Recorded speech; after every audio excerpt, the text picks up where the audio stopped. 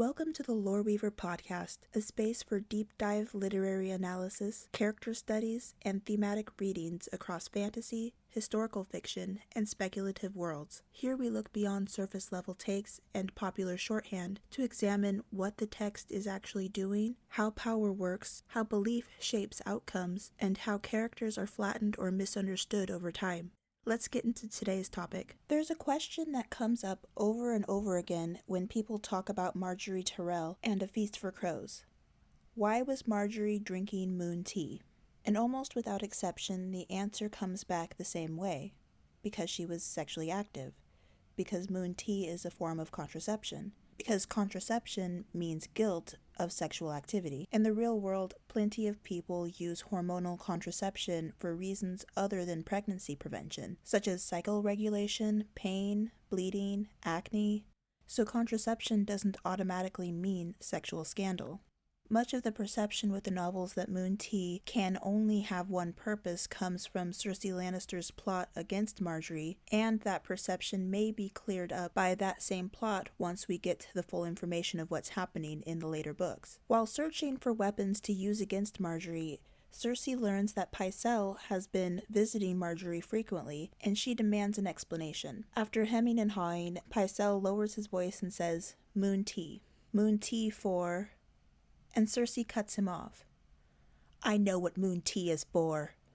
That interruption is the foundation of everything that follows. Cersei doesn't let Pycelle finish, not because the explanation would condemn Margaery, but because it might complicate the story that Cersei already wants to tell. She doesn't want context, she wants confirmation. She wants a term that carries cultural weight, suspicion, and moral judgment all on its own.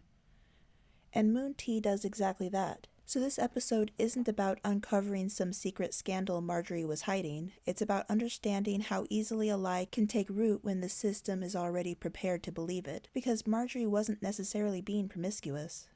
In fact, she likely wasn't. She was framed because Cersei knew how easily people would believe what moon tea was supposed to mean. To understand why Cersei's accusation works so well, we need to talk about what moon tea represents in Westeros. Not medically, but culturally. Moon tea isn't treated as a neutral medicine. It's treated as a confession. It's also treated as a solution to problems. Hoster Tully forced his daughter Liza to drink moon tea as a way of removing the problem of her pregnancy. Arianne is also open about using moon tea as a contraceptive as well, though she uses it prior to sexual activity rather than after conception. So what moon tea seems to mean is a contraception, and contraception in Westerosi logic means illicit sex. And illicit sex, especially for a young queen, means moral failure and treason. Moon tea becomes less of a remedy and more of a verdict. This works because women's health in Westeros is poorly understood and aggressively moralized. Medicine is symbolic, explanations are crude, and female bodies are treated as evidence long before they are treated as people. Nowhere is that clearer in how virginity is framed. Virginity in Westeros is not an identity or personal experience. It's imagined as a physical condition, something visible, something testable, something that can be verified by inspection, which is why Cersei spends so much of the time thinking about maidenheads and blood while plotting against Margaery. Like during this conversation with Lady Merryweather about Margaery's unconsummated wedding night to Renly.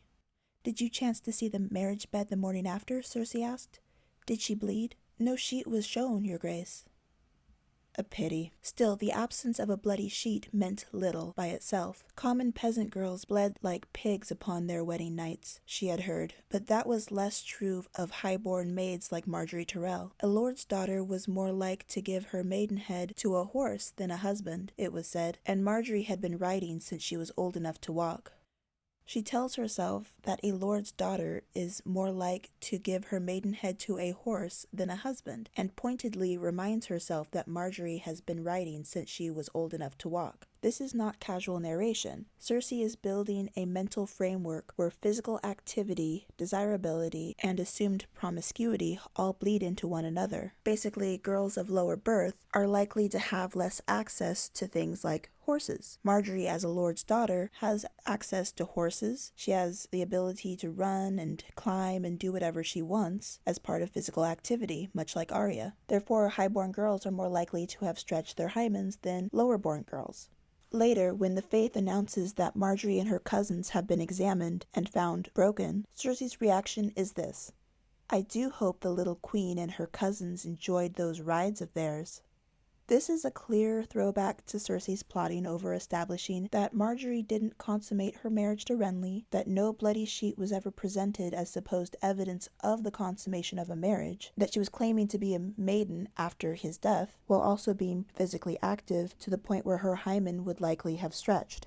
Now let's get into the Pycelle of it all. George R.R. Martin does not write interruptions accidentally, especially not from characters like Pycelle, whose entire narrative function is to over-explain, hedge, and justify himself. If Pycelle was about to confirm what Cersei already believed, that Margaery was using Moon Tea as contraception because she was sexually active, there would be no reason to stop him. Letting him finish would only strengthen her case. But Cersei doesn't want him to finish, because Pycelle wasn't about to say what Moon Tea means socially. He was about to explain what it was actually being used for by Margaery. And those are not necessarily the same thing. Cersei doesn't interrupt because she knows. She interrupts because she already decided what she wants this to mean. This is consistent with how Cersei operates throughout A Feast for Crows. She doesn't seek information. She seeks confirmation. She seeks fragments and turns them into weapons. And ironically, a similar interruption with Pycelle is used in A Clash of Kings with Tyrion. When he confronts Pycelle over his betrayal, he gets him to confess to several things, but when he's about to confess to Cersei's twincest in front of witnesses, he cuts him off. Similarly to how Cersei cut Pycelle off when he was about to explain what may have exonerated Margaery. And here's the crucial part that fandom discussions often gloss over. There is no way she would trust Pycelle unless she wanted to be tried and executed. Pycelle is not a neutral healer. He is a Lannister loyalist who has already betrayed monarchs and high-ranking political figures before. Margaery knows this. Olenna Tyrell knows this. The Tyrells are extremely politically astute. There is no scenario in which Margaery Tyrell, politically trained, heavily supervised, and acutely aware of her danger, would go to Pycelle for contraceptives if she was secretly having sex. That would be handing Cersei a blade and pressing it into her palm. The only way Margaery's behavior makes sense is if the Moon Tea in this context was safe, explainable, medically routine, and not morally incriminating. It's possible that they didn't think there would be any issues since it was routinely given to her by her own maesters and nothing to hide. And frankly, we don't have to guess whether Margaery understands that she's in danger in other ways. The text shows us. When Cersei tries to entrap her using Osney Kettleblack, what she actually discovers is that Margaery never allows access. She flirts, yes, but only publicly, only with witnesses, only with layers of protection. Osney tells his brother that Margaery touches his scars, asking questions, laughing at body jokes, but they are never alone. She sleeps with different ladies every night. She is dressed and fed by others. She prays with septas, reads with her cousins, rides with guards. Even when men are present, there is always someone watching. Her ladies are her castle walls. This isn't reckless, it's contained. And the detail about the scar is very important. Margaery asks what woman gave them to him, which means she understands that Osney is violent and knows about his past. Despite being 16, she is not naive. She indulges flirtation as long as it remains witnessed and harmless. Cersei eventually admits this to herself. Margaery is too shrewd to be caught so easily. Her women are her castle walls. That's why Cersei doesn't catch Margaery in the act.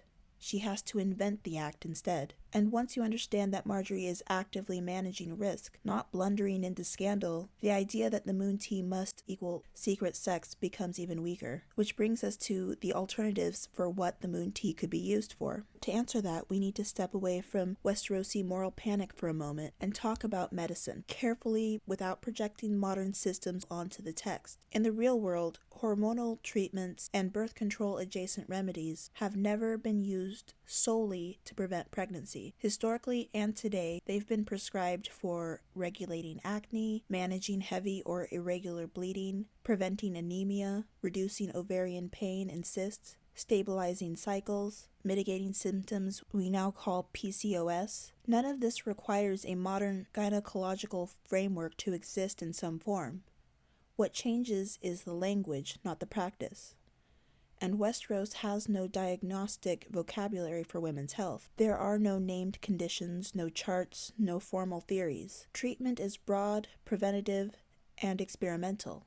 Teas, tonics, poultices, repeated because they seem to help. Moon tea does not need to be a one-to-one parallel to modern birth control to serve similar functions. It only needs to be something used regularly, safely, and without scandal. Now look at how Margaery is described. She is 16 years old and consistently noted for her smooth, unblemished skin, robust health, physical energy, constant writing and activity.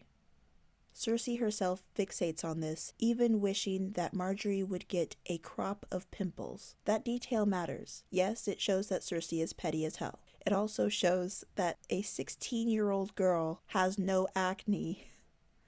I'm sorry, it's the birth control. The birth control is making it so she has no acne. Martin doesn't describe Margaery's body purely to sexualize her. He describes it to contrast her with Cersei's assumptions. Margaery is young, healthy, and physically demanding on her body in a way that would absolutely strain her cycle. And we know Martin has already established elsewhere in canon that physical activity can explain a supposedly lost maidenhead without sexual contact. In Fire and Blood, Alysanne Blackwood says plainly, "I lost my maidenhead in the saddle when I was 3 and 10. When told that some would call that a gift squandered, she replies, "Some are fools." And she was a good horse, better than most husbands I have seen. This isn't a throwaway line. It establishes precedent within this world. Martin knows exactly how these assumptions work and how flimsy they are, which is why Cersei's plan doesn't depend on proof. The use of moon tea doesn't mean sex. Virginity doesn't have to be provable. Medicine doesn't have to be understood. Not in this world and not for Cersei's purposes. All Cersei needs is a system eager to moralize women's bodies, and that system is already in place. And this is where her plot becomes especially ugly, because Cersei doesn't need to be right. She only needs enough people to think she is. By the time Cersei moves against Margaery, she is not acting out of confusion, panic, or moral outrage. She is acting out of fear and calculation. Because long before the arrest, Cersei has already decided that Margaery must be removed. Not punished, not restrained, removed. She believes that Margaery is the younger, more beautiful queen foretold to replace her. She feels this despite the fact that she doesn't think that Margaery is as beautiful as her. But she's still actively searching for a way to stop that prophecy from coming true. When she reflects on Maggie the Frog's words, she thinks, "The Magi knew how many children I would have. She promised me I should be queen, but said another queen would come, younger and more beautiful. Another queen who would take from me all I loved." And when she asks whether the prophecy can be forestalled, the answer is chillingly simple. Oh yes, never doubt that. Cersei knows exactly what this means. If she tries, I will have my brother kill her. But here's the problem. Cersei knows that killing Margaery outright would be dangerous. A sudden death would raise questions. A young queen doesn't simply die quietly in her bed. Margaery is surrounded by guards, by witnesses, by eyes that would turn immediately toward the crown. She also needs to use Margaery's father's armies. So Cersei needs another method. Not murder, but disgrace. That's why the timing of her move matters so much. Sir Osney Kettleblack's confession is scheduled purposely for a moment that would do the most damage. It happens right before Maiden's Day, when Margaery and her cousins will be expected to appear publicly in a sacred place, surrounded by authority. The faith does not need proof, it needs an excuse. And Cersei provides them one. She has Osney claim that he has been conducting an affair with Margaery and her cousins, not because it's believable in a factual sense, but because it activates every misogynistic assumption already baked into the system. One of the most damning ironies of this entire plot is that it doesn't just destroy Margaery, it destroys Cersei too. Cersei believes she has solved multiple problems at once by allowing the Faith Militant to reform in exchange for forgiving the Iron Throne's debt. She thinks she has bought herself a weapon. She thinks she has solved a financial problem for the crown. In reality, She has created a weapon that can be used against her and other nobles. The Faith doesn't care whether Margaery is guilty. It doesn't care whether Cersei is guilty. What it cares about is putting itself in a position of power over the crown and the nobles. By arresting a queen consort and then a queen regent, the Faith isn't punishing sin. It's reasserting authority. Maegor the Cruel removed that authority centuries ago. Even Jaehaerys the Conciliator reconfirmed the removal of that authority. Cersei has unintentionally given the Faith the power that was stripped from them by the Targaryens. And now they are fully reasserting that power with their own armed force and by taking 2 queens and 3 ladies prisoner. This puts crowns beneath septons, and it makes the Iron Throne answer to the 7. And the High Septon all but admits this. When Cersei tries to deflect blame onto Stannis, pointing out that he's the one spreading rumors of incest, the High Septon's response is telling. He doesn't say the accusations are false. He doesn't say they're true. He says Stannis' faith disqualifies him. Good. Lord Stannis has turned from the truth of the 7 to worship a red demon, and his false faith has no place in these 7 kingdoms. That line should be reassuring, and Cersei thinks it is, but what comes next reveals the truth. Even so, these are terrible charges, and the realm must know the truth of them. If your grace has told it true, no doubt a trial will prove your innocence. The High Septon, seeing no place for Stannis in the 7 kingdoms, suggests that he will prefer Cersei's children on the Iron Throne. He doesn't intend to find her guilty. He intends to put on a spectacle to show that he has power over her, that he can cast judgment over royalty, over nobles. Because if Stannis' accusations are true, that means that Stannis is the rightful king. But the High Septon has no intention of putting this man on the throne. He does have an intention of putting himself above the throne, with Cersei's children seated there. The Faith isn't rejecting the accusations, it's claiming the right to test them. Stannis' belief system matters only because it challenges the Faith's authority. Tommen's matters because it aligns with it. That alignment is what gives the High Septon confidence. Not in truth, but in power. So Tommen keeps the throne regardless of his legitimacy, because that's what suits the High Septon. This is why both women are arrested too. Not because one is innocent and the other is guilty, not because one drinks moon tea and the other commits incest, but because the Faith passing judgment on 2 royal women sets a precedent. Cersei imagines herself as the architect of Margaery's downfall. In reality, she's just the second offering to the Faith. The system she empowered doesn't distinguish between women who conform and women who don't. It doesn't care about intention or context or truth. Once women's bodies become evidence, everyone becomes vulnerable, including the woman who thought she was in control. And we know this because later, after the spectacle has already done its work, the truth finally surfaces. In A Dance with Dragons, it's quietly admitted that the case against Margaery and her cousins was never strong to begin with. The case against them is weak. His High Holiness admits this. All the men named as the Queen's lovers have denied the accusation and recanted.